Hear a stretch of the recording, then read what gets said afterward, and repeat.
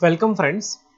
आज मैं मैथ्स के सेक्शन में ज्योमेट्री या ज्यामिति खंड से कुछ क्वेश्चन उठाया हूं जो कि प्रीवियस ईयर प्रश्न है। किसी न किसी एग्जाम में ये क्वेश्चन आया हुआ है, तो मैं उससे एक दो क्वेश्चन उठा के आपको कॉन्सेप्ट बताने वाला हूं। और ये जो ज्योमेट्री का खंड है ना, ये हम लोग 2-3 वीडियो में देखेंगे। जैसे आज मैं टेंजेंट के बारे में बताने वाला हूं। तो देखिए, पहला प्रश्न बोल रहा है एक बिंदु P से एक वृत्त में A और B पर दो स्पर्श रेखाएं, ये स्पर्श रेखाएं को इंग्लिश में बोलते हैं टेंजेंट्स।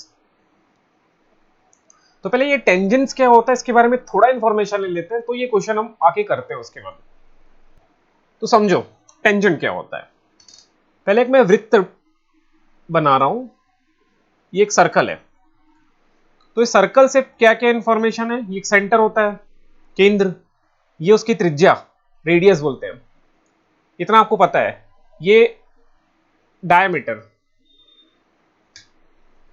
तो डायमीटर हिंदी में व्यास बोलते हैं डायमीटर को। तो 2 गुणा त्रिज्या बराबर होता है व्यास, ये आपको पता है। 2 times of radius equals to diameter, ये एक फॉर्मूला याद रखना। और ये सेंटर है। अब मैं बात करने वाला था टेंजेंट क्या है। टेंजेंट को हिंदी में स्पर्श रेखा बोलते हैं। तो टेंजेंट एक लाइन है, इट इज अ लाइन। एक ये लाइन है, रेखा है, जो सर्कल को केवल एक बिंदु पे टच करते हुए जाती है, केवल एक बिंदु पे। जैसे यहां मैंने बना के रखा है, ये आपको एक सर्कल दिख रहा है और ये एक टेंजेंट है, जिसका नाम मैं रख देता हूं P। ये पॉइंट को मान लेते हैं P। तो PA एक टेंजेंट है या स्पर्श रेखा है।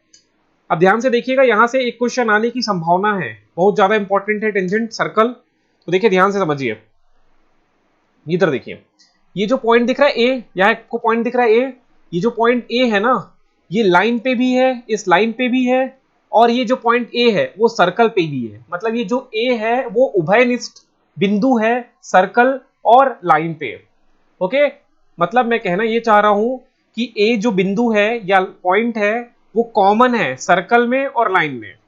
सो टेंजेंट का जो डेफिनेशन है, सबसे पहले आपको डेफिनेशन क्लियर होना चाहिए, तभी आप चीजों को या क्वेश्चन सॉल्व कर पाओगे। टेंजेंट का परिभाषा ये बोलता है कि वो सर्कल को केवल एक बिंदु पे टच करते हुए निकलेगा, टच करते हुए निकलेगा। तो देखो एक और टेंजेंट है, दूसरा टेंजेंट PB। ठीक है, ये एक ही बाह्य बिंदु से 2 टेंजेंट खींचा गया है सर्कल में, और केवल 2 ही खींच सकते हैं हम लोग एक बाह्य बिंदु से। ठीक, जैसे कि देखिए यहां एक मैं सर्कल बनाया।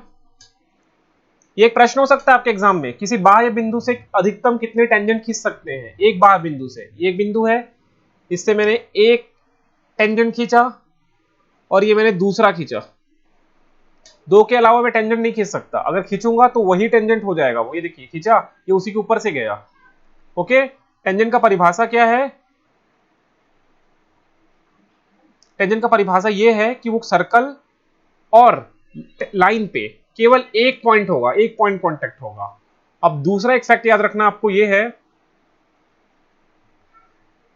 वो फैक्ट ये है, एक सेकेंड,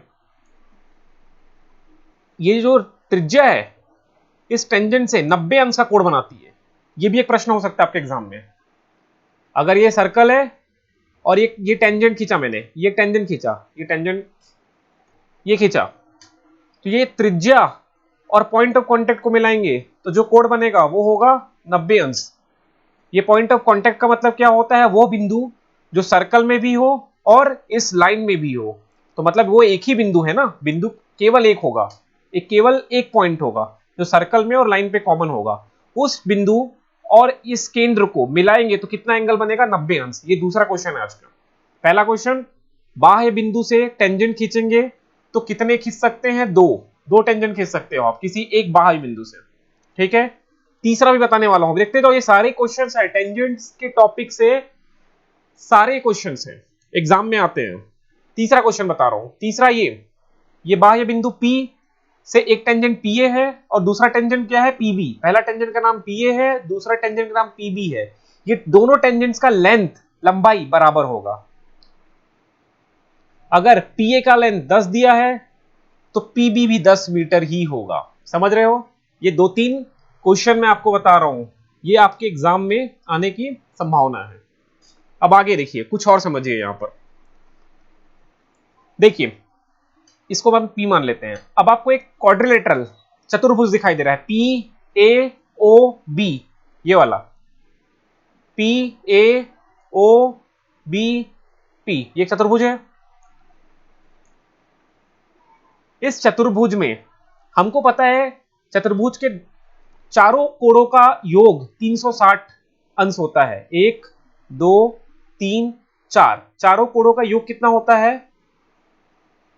चारों कोणों का योग 360 अंश होता है, 360 अंश।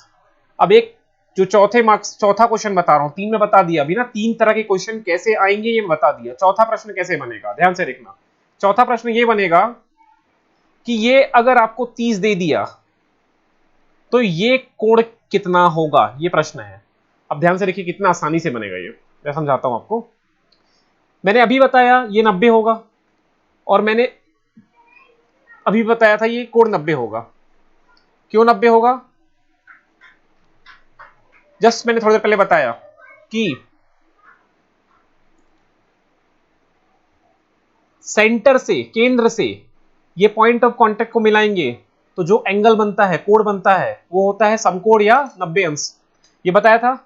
तो उसी हिसाब से ये 90 हो गया, ये 90 हो गया, और ये प्रश्न में 30 दिया हुआ है, तो ये कितना होगा? तो हमको पता है कि चतुर्भुज के चारों कोणों का योग कितना होता है? 360 होता है। अब आपको 3 पता है, 1 2 3, तो अभी चौथा आसानी से कैलकुलेट कर सकते हैं। या तो इस वाले कोण का वैल्यू हो जाएगा 150 डिग्री। अभी बहुत लोगों को, आप लोग में से समझ में ये आ नहीं रहा होगा।